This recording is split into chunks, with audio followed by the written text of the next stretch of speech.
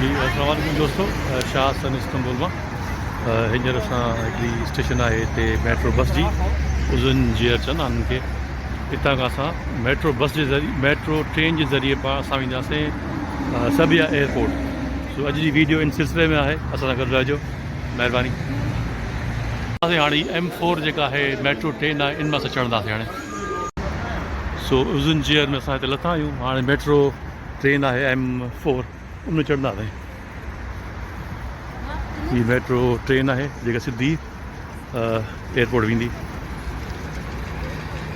पुराणो एयरपोर्ट सबिया एयरपोर्ट।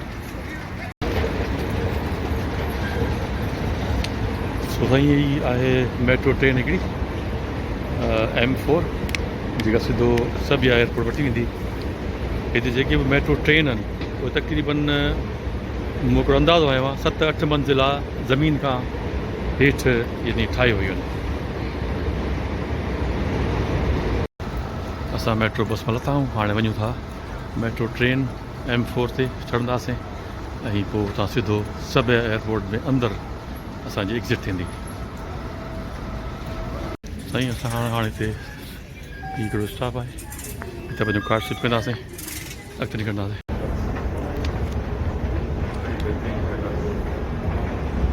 असां इंतज़ारु कयो, अञा तक़रीबन जेको मूं तव्हांखे जो तक़रीबन 8 मंज़िला ज़मीन खां हेठि हिननि जी मेट्रो स्टॉल आहे।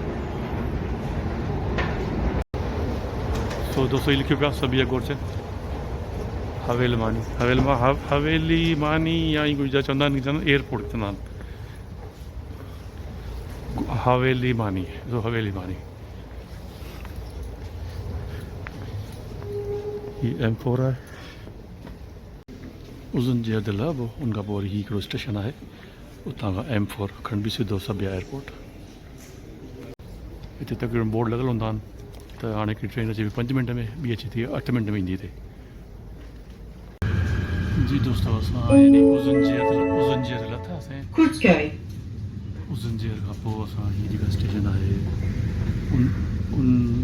उनालान खां सिधो सबिया वेंदासीं। तक़रीबन अरिड़हं को स्टेशन आहिनि मेट्रो जो। सो हिते असां हाणे लहंदासीं सबिया में, सबिया में। सो मेट्रो आहे M4 में आखिरी स्टॉप आहे सबिया। दोस्तों ही आहे उज़ुनजइर, ही मेट्रो बस मथां आहे उज़ुनजइर। ही वारी लाइन जेका M4 जी लाइन आहे जेको सिधो असांखे हाणे सबिया ही आखिरी स्टॉप आहे, हिते असांखे लाहे थी पई। ही मेट्रो बस आहे टोटल। सो दोस्तों असां सबिया एयरपोर्ट जी जेका स्टेशन आहे M4 जी उते अची विया आहियूं। सो हाणे असां अंदरि एयरपोर्ट ते वेंदासीं।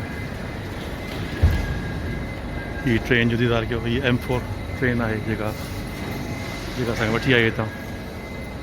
हाणे असां वेंदासीं एयरपोर्ट सबिया जेको एशिया साइड ते आहे। सो असां हाणे वापसि मथे वञूं था पिया। सो असां ही आहे सबिया एयरपोर्ट जो मेट्रो स्टेशन। सो असां अॻिते बि एयरपोर्ट में अंदरि यानी लहंदासीं। सो दोस्तों असां पुॼी विया आहियूं एयरपोर्ट में। असांजो हाणे थींदो चेक थींदो असां सामान। सो दोस्तों असां अची विया आहियूं हाणे सबिया। हितां ही ॿाहिरि जो रस्तो आहे, ॿाहिरि वञण जो। हीअ अंदरां हितां खां माण्हू ईंदा आहिनि। सो हीअ ॾाढो सी वीडियो ही तव्हांजे लाइ। सो उमेदु आहे त तव्हांखे इहा वीडियो पसंदि ईंदी इंशाअल्लाह। सो वॾी महिरबानी, पंहिंजी दुआ में यादि कजो। शाह सन इस्तांबुल तुर्की मां।